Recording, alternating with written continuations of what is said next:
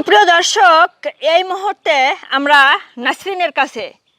নাসরিন বিয়ের জন্য পাত্র খুঁজছে।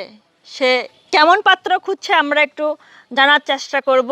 তো এই বয়সে এসে তার বিয়ে করতে হচ্ছে কারণ তার কপাল পুড়ে যায়, ভাগ্য খারাপ, যার জন্য আর কি।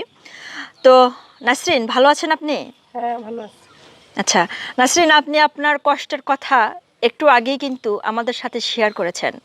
আপনার সাজানো গোছানো একটা সংসার ছিল, একটা স্বপ্ন ছিল, সেই সংসার আপনার ভেঙে গিয়েছে। আপনার কোনো দোষ ছিল না সেই সংসার ভাঙানোর, আপনার কপাল খারাপ। আপনার স্বামী আপনাকে ডিভোর্স দিয়ে দিয়েছে। সাজানো গোছানো সুখের সংসার সে ভেঙে ফেলেছে, আপনার নিজ হাতে গড়িয়েছিলেন সংসার। দর্শক, তার স্বামী ব্যবসা করতো, অনেক ভালো পরিবারে তার বিয়ে হয়েছিল। তার স্বামী বিজনেস করে, এমনকি শহরের বুকে 5তলা বাসাও আছে।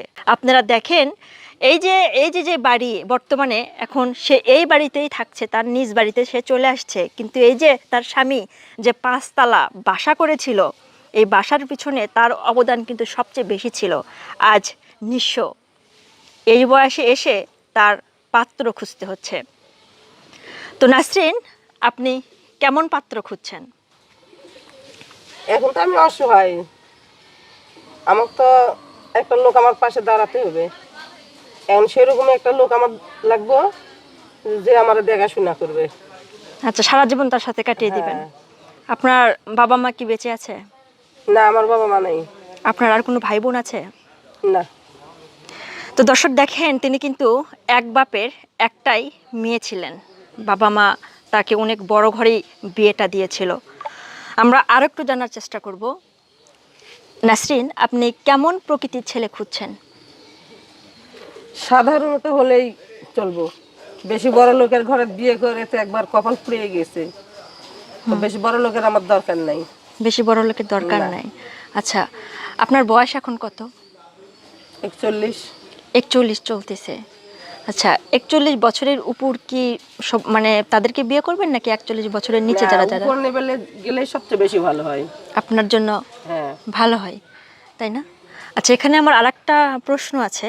মানে এই ভিডিও ফুটেজ যখন আমি ছাড়ার পর দেখা যাবে যে অনেক ছোট বয়স, বেশি বয়স, সব বয়সেই কিন্তু দেখা যাবে যে কন্ট্যাক্ট করার জন্য, আপনার ফোন নাম্বার চাওয়ার জন্য, আপনার সাথে যোগাযোগ করার জন্য কিন্তু তারা চেষ্টা করবে।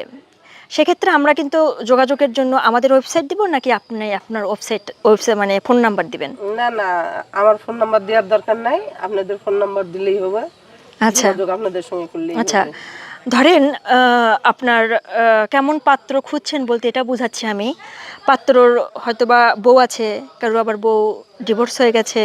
আবার কোনটা মানে কি পছন্দ করছেন? মানে স্বামী মানে বউয়ের ডিভোর্স হয়ে গেছে এরকম চাচ্ছেন, নাকি বউ মারা গেছে সেই ধরনের জামাই চাচ্ছেন?